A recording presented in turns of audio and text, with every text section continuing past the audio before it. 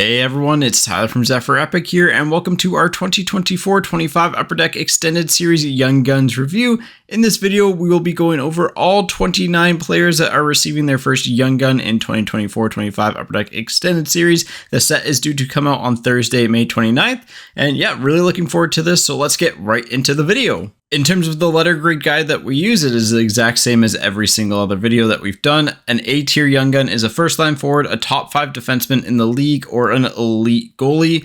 B is a top 6 forward, or a top 2 defenseman on a team, or a starting goalie. C+ is a top 9 forward, a top 4 defenseman on a team that can score, or a tandem goalie, etc. all the way down to the bottom where you get to the replacement level, which are AHL, NHL tweeners, or players that might go overseas back to Europe. And like with the previous Young Gun checklist reviews, we're going to be grading the players based off of a hobby value standpoint.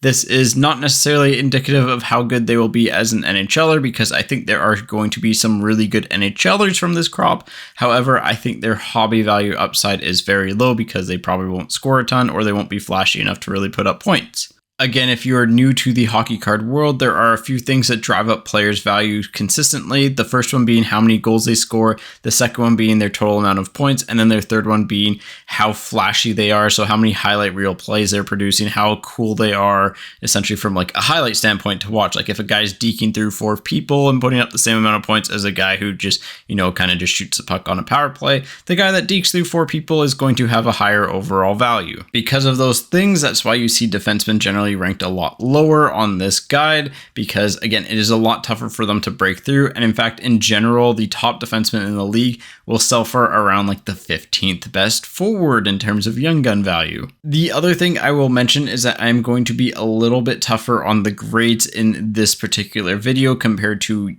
videos in the past. Just looking at how the market has settled, it seems like those secondary tier of Young Guns, like the potential top 6 forward, but probably a top 9 forward, end up selling for a lot less than what they used to 5 years ago. And so as a result, I've kind of adjusted my letter grade expectations. And then one final factor here is the market that a player plays in will impact their overall value, especially at release. For example, if you have an equivalent player on the Montreal Canadiens, the Toronto Maple Leafs, the Vancouver Canucks, and the Utah Hockey Club, the Montreal Canadiens one will be the top selling one without a doubt. Then it'd go Toronto Maple Leafs, then it'd go Vancouver Canucks, then it'd go Utah. So essentially there's kind of stages that get factored into this, and it's just a thing. Habs fans in general go crazy for their top rookies. So just something to keep in mind, because when we get to the Habs Young Guns, they're always going to be ranked a little bit higher just because the market factors typically boost their players up. As per usual, I've broken down the Young Guns into the teams that they are listed on the checklist for. So if you want to skip ahead to what Young Guns your favorite team has, you can go ahead and do that using the chapters in the description below, or you can go ahead to skip to the very end to see the top 10 and overall grades for all of the players. And finally, use this video as a guide and not as a single source of truth. I will inevitably get some players wrong because even NHL teams get it wrong due to the amount of factors that go into how a player develops. And I also highly encourage you to check out other rankings and tier lists too, because it can help paint a better overall picture of the crop in general. Anyways, we're off to SoCal for the Anaheim Ducks, where they have 0 Young Guns for what seems like the first time in forever. Moving on to the Boston Bruins, where they have 1 Young Gun in Fabian Lysell. The smooth skating 22-year-old winger had a really strong AHL season last year with 50 points in 56 games, but saw his production decline this year to just 34 points in 52 games.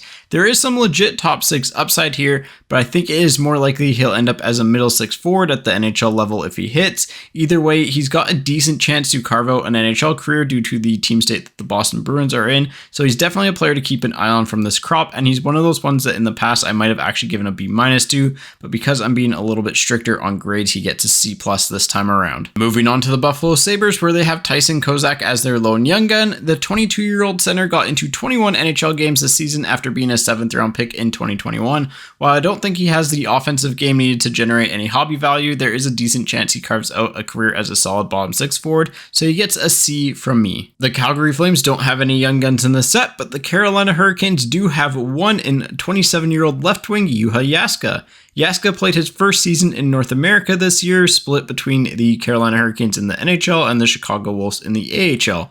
In his 18 NHL games, he recorded 4 assists, and with the Chicago Wolves in the AHL, he recorded 33 points in 53 games. Given his profile and his age, he profiles as a bottom 6 forward at best, and is likely a player that you'll see return to Europe once his contract expires or in a couple of seasons. Typically, players that come overseas at his age tend to go back if they don't have a ton of NHL success right away. And while the Chicago Blackhawks don't have any young guns in the set, the Colorado Avalanche have 4, led by Trent Miner. Trent Miner is a 24-year-old goalie who has consistently posted solid save percentage numbers at all levels he's played at. I think there's legit tandem goalie potential in his game. It's just whether or not he'll get an opportunity to do so.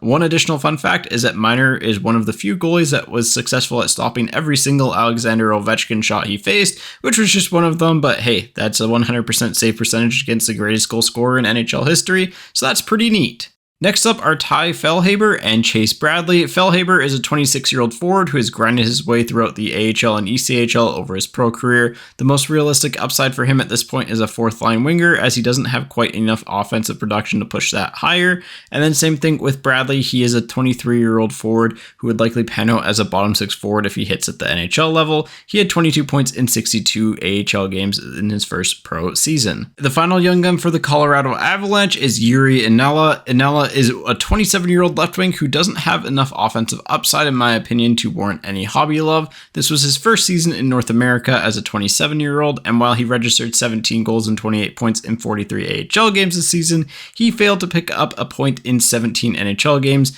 Players, again, like him and Yaska, tend to be players that go back to Europe after their contract ends, which would be next season for Inala. So just to recap things here, Trent Miner gets a C from me, while Fellhaber and Bradley both get a C-, and Inala gets a D. Next up are the Columbus Blue Jackets, who have one of the top young guns in the set in 20-year-old blue liner Denton Mateychuk. In his first full pro season, Mateychuk recorded points at a nearly point per game pace at the AHL level before appearing in 45 NHL games in which he recorded 13 points, not too shabby for a 20-year-old blue liner. One of the biggest hurdles for Mateychuk getting a ton of hobby love is going to be his teammate Zach Werenski, but at the very least he should be able to carve out an incredibly solid career as a top 4 defender, and there is legitimate top 2 pairing upside here.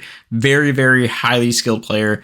Love his game, very fun to watch, and could be a part of a really fun Blue Jackets team in the next couple of seasons. However, because he is a defenseman, I'm giving him a B- just because I don't think he's going to score quite enough to get into that A tier. And again, his teammate Zach Werenski isn't even an A tier young gun, despite being one of the best defensemen in the league this year. Moving on to the Dallas Stars, who have 3 young guns in the set, led by Justin Ritzkovian. After signing with Dallas as a college free agent at the end of last season, Ritzkovian played his first full pro season at the AHL level this year, and saying he thrived was an understatement. The 24-year-old forward put up 60 points in 67 AHL games en route to being named AHL Rookie of the Year, and has so far added 14 points in 7 playoff games during the Calder Cup playoffs so far. Like Fabian Lysell, Ritzkovian is a player that in the past I probably would have given a low end B- to, as the AHL production is pretty hard to ignore. However, he gets a C+ for me this time, as it's much more realistic he ends up as a 3rd-line scorer at the NHL level if he hits.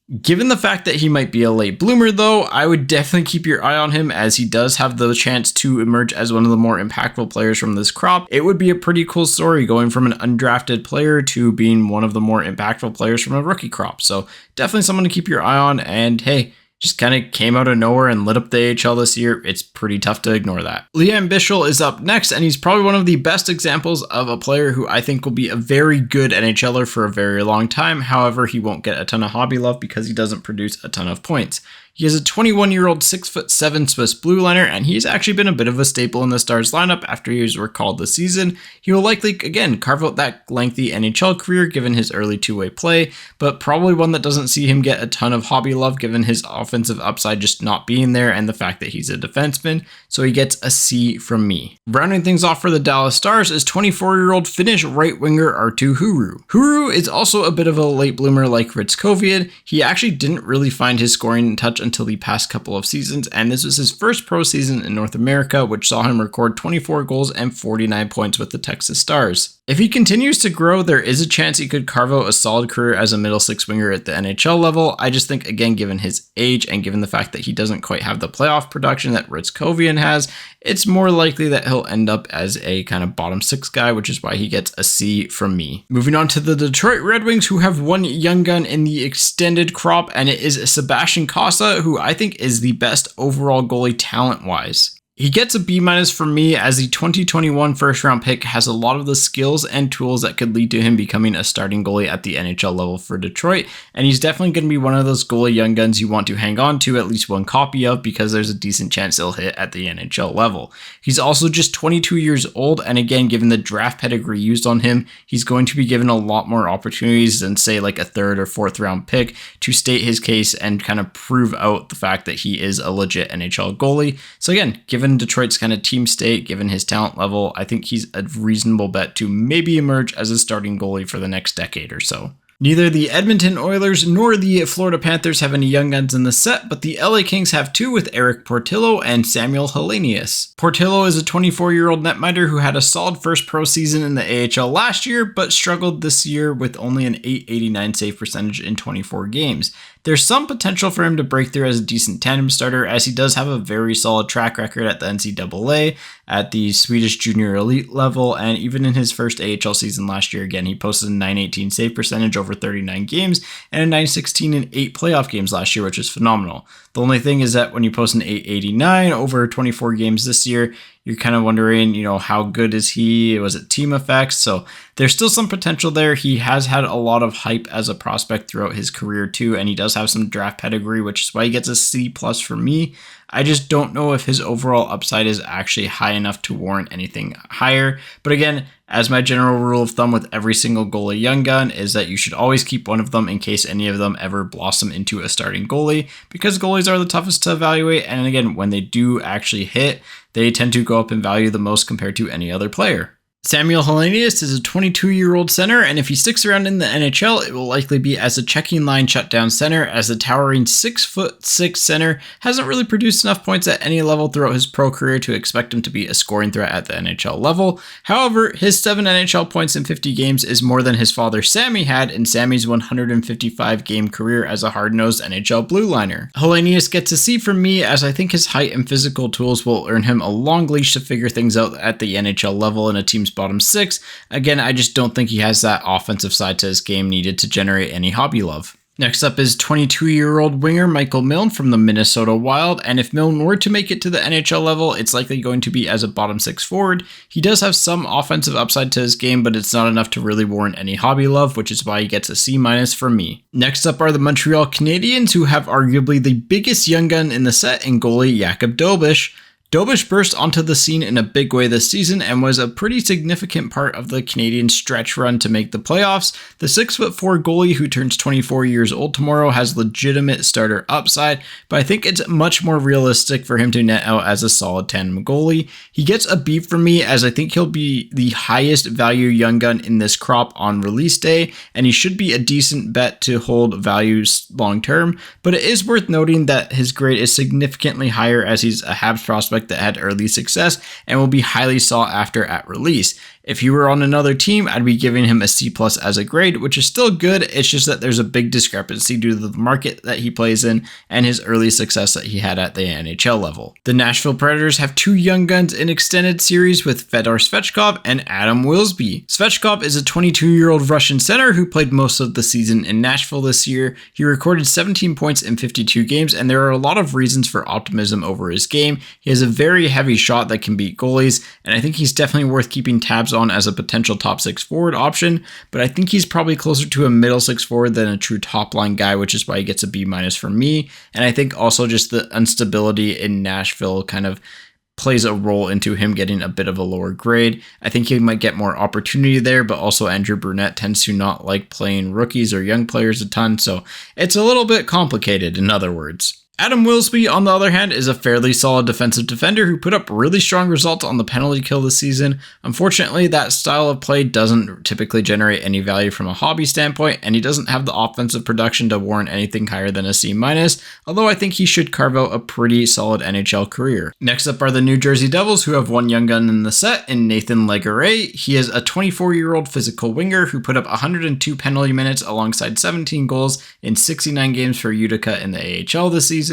I think he profiles as an AHL-NHL tweener, which is why he gets a D from me, but I could see him carving out a fourth line role just given the physical side of his game and the fact that he was able to score a little bit. The Islanders also only have one young gun in the set, and it is Isaiah George, who practically came out of nowhere this NHL season and was actually a pretty good bright spot for the Islanders. I don't see him having a ton of hobby value because he doesn't score enough as a defenseman, but he should be a solid number 4, number 5 defenseman for a number of years given how this season went for him. I gave George a C as the 21-year-old doesn't have a ton of offensive upside to his game, but again, given that he's 21, I think he could potentially get some. It's just there's other factors at play here with the fact that I don't think the Islanders are well positioned to be an impactful team in the long term. They've never really had a ton of high selling young guns in the past, and also that the first overall pick this year is another left-handed defenseman in Matthew Schaefer, who should bump George further down the depth chart, but definitely a player to keep your eye on at the very least. I think he's going to carve out quite a solid NHL career, and yeah, it was really impressive this year for them. Next up are the New York Rangers, who have one young gun in the set in Brett Berard. Berard is a highly skilled winger who has shown he is able to produce at both the AHL and NHL levels through his first 2 pro seasons. He registered 10 points in 35 NHL games and 23 points in 30 AHL games this season after a 25-goal rookie campaign in the AHL last year. There is some legit top 6 upside to his game, and that's likely the role he'll have to carve out to be a regular at the NHL level, as most coaches don't particularly like having players under 5'10 in their bottom 6. He's another one of the forwards that in the past I might have given a low-end B- to, just because he does have the offensive upside, and again, if he does hit at the NHL level, it will likely be as a top 6 wing. It's just that I don't think he quite has enough certainty, in my opinion, to really cement him there, so that's why he got a C+. The Ottawa Senators don't have any young guns in extended series, but the Philadelphia Flyers do, and it is Helge Grans, who is a 6'3" right-handed defender who hasn't quite lived up to the expectations they had when they were picked 35th overall in 2020. Grans started off his North American pro career with a strong rookie AHL season that saw them record 24 points in 56 games. However, their production dropped to under 10 points in both the 2022-23 and 2023-24 AHL seasons, before finally rebounding back to 23 points in 66 games at the AHL level this year. Given skilled right shot blue liners are tough to find, he'll likely be given a longer leash than most prospects to figure it out, and there are the tools there for Grans to be a top 4 offensive blue liner, but at 23 years old, the time is running out for him, and that's why he gets a C from me. It is also worth noting that Matvei Michkov has his young gun canvas in the set. That will be one of the more sought after cards from the base canvas set. The Pittsburgh Penguins have a pair of blue liners for their young guns in extended series, the best one being Owen Pickering, who is a 6'5" left-handed defenseman.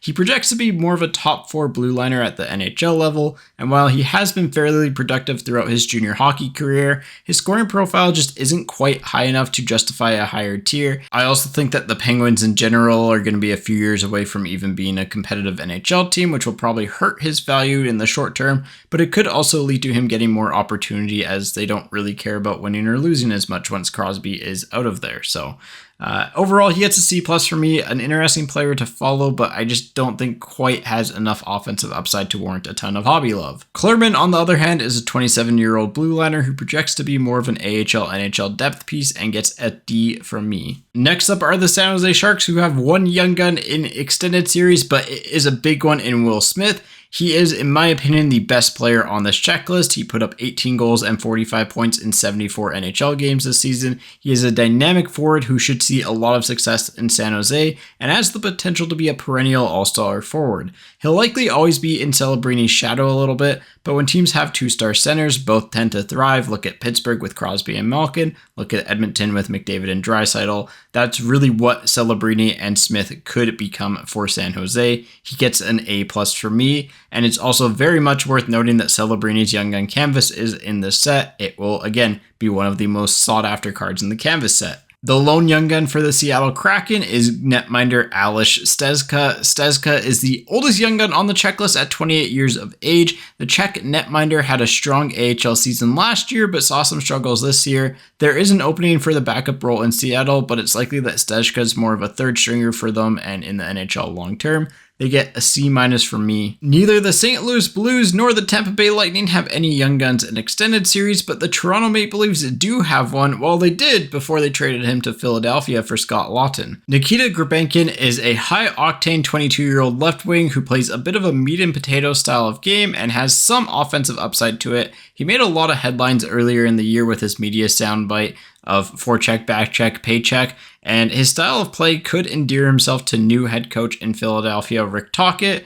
I wouldn't be shocked to see him eventually become a fixture in the Flyers' middle six, but there is some concerns over his overall offensive upside, which is why he gets a C+ from me. Again, he's a player in the past that I might have given a low end B- to, but again, just being a little bit tougher on the grades just because of how the market has shifted for these types of players. I do think overall Gribenkin is a player you will want to keep a close eye on, as if he does earn a roster spot in Philadelphia, there is a lot of opportunity to move up in that lineup. They do have holes in their forward group, so if he does get a shot, it could be in a more advantageous role that sees him playing with one of their bigger stars. The team formerly known as the Utah Hockey Club has no young guns in the set, but hey, that logo at least looks pretty sick. That leads us to the final two young guns, which are both Vancouver Canucks in Jonathan Lekkerimaki and Max Sasson. Lekkerimaki is one of the best pure goal scorers in this year's rookie crop thanks to his incredible offensive instincts and his wicked shot that is able to cleanly beat the best goalies from distance. In particular, his offensive game on the power play as a 20-year-old at the NHL level was simply phenomenal, and he has a style of game that will generate a lot of hobby love if he is able to hit as a prospect. There are some concerns over his ability to drive play and his defensive game,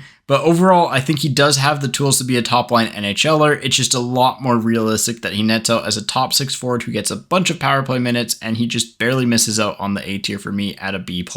Our final young gun is Max Sasson, who is a 24-year-old center and had two relatively solid campaigns in Abbotsford and saw 29 games with the Vancouver Canucks this year. His upside is realistically a third-line center who can score, and I wouldn't be too shocked to see him have a decent career as a bottom 6 forward, so he gets a C from me. And with Sasson being our last young gun, that means the Vegas Golden Knights, the Washington Capitals, and the Winnipeg Jets don't have any young guns in extended series. However, it is worth noting that the Washington Capitals do have that Alexander Ovechkin 2005-2006 Buyback young gun autograph. That will be very highly sought after. There are only 8 copies. It's going to be extremely rare, but it is going to be one of the key chase cards for extended series, so you'll likely see people be very excited about getting Washington in the product. All right, that just about wraps things up for us. Here's the entire young gun crop. You can see them all by letter grade, and then you can see my top 10. In terms of my top 10, I have Will Smith at 1, Lekkerimaki at 2, Dobes at 3, Matejchuk at 4, Kossa at 5, Svechkov at 6,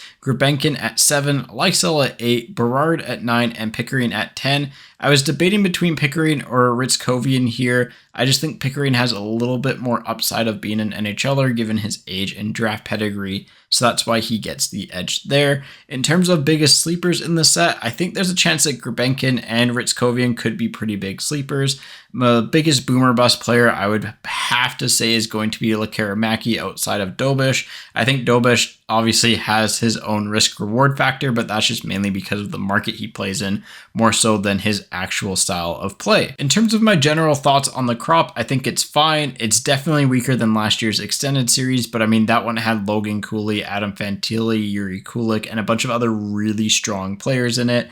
I do think Will Smith is a phenomenal player. I think there are a few players just to keep tabs on. I think there's some good goalies in this set, like Dobes, Kossa, even guys like Portillo and Trent Miner are worth keeping an eye on. And then there's a bunch of those like B-, low and B-, high and C+ guys like Gribenkin, Lysell, Berard, Ritzkovian, Pickering, who could potentially move up. But overall, again, I think it's just a little bit weaker overall compared to last year. It's fine. It's not great. It's not bad. It's just a fine crop. One of the things that I did not cover in this video were the first round rookie base cards. There are 20 of them in the set, and they are essentially photos from the draft of players that were selected in the first round from this year's rookie crop. They get grouped together with the young guns, so on average you'll get 3.6 young guns and 2.4 first round rookies per box. The most valuable one will be Macklin Celebrini's, but it's worth noting historically that they only end up going for around 5% of the player's base Young Gun value once the dust settles on the release. Also, Extended Series has the Acetate Young Guns. These are the thicker stock see-through Young Guns that typically have a different photo from their base Young Gun. They are highly sought after but are extremely tough to pull. 2024-25 Extended Series has the Acetate Young Guns for all of the players that got a Young Guns this year, including the Extended Series Young Guns, as well as the 29 players that got a Young Guns in Extended Series last year, like Logan Cooley and Adam Fantilli. Hopefully you enjoyed the video. If you've got any questions or comments, let me know in the comment section below and I will do my best to answer them. If you enjoyed it, please feel free to leave a like. It is very much appreciated. These always take a little bit of time to make. And feel free to subscribe to the channel as we'll be doing a full case break on May 29th when 2024-25 Upper Deck Extended Series officially releases. We'll also have links for you to order your own boxes and links to breaks when that video is released. Once again, thank you so much for watching and for your support, and I will see you in the next video.